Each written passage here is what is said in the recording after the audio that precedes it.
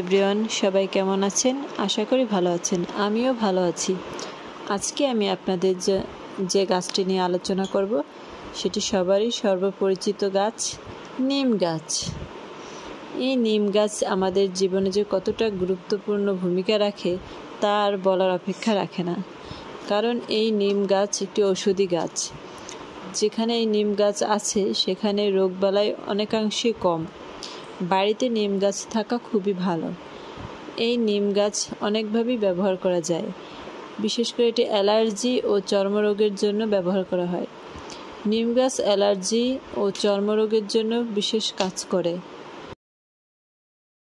নিম পাতা শুকিয়ে নিম পাতার গুঁড়ো 1 গ্লাস পানিতে গুলিয়ে মাঝে মাঝে খাওয়া যায়।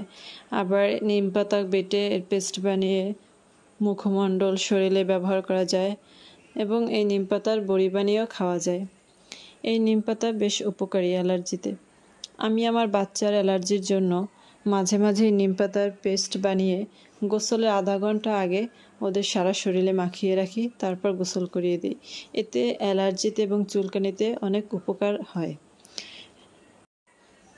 আপনারাও চেষ্টা করবেন বাড়িতে একটা নিম গাছ রাখার জন্য এবং অ্যালার্জিতে এই নিম পাতার রস বা নিম পাতার পেস্ট এগুলো ব্যবহার করতে। তাহলে এটা খুবই উপকারী একটি ঔষধি গাছ যা আমাদের অ্যালার্জিতে এবং চর্মরোগে অনেক কাজ করে। আশা করি আপনাদের ভিডিওটি ভালো লাগবে। যদি আপনাদের এই ভিডিওটি ভালো লেগে থাকে তাহলে অবশ্যই আমার ভিডিওতে লাইক, কমেন্ট এবং পেজে সাবস্ক্রাইব করে দেবেন। আল্লাহ হাফিজ।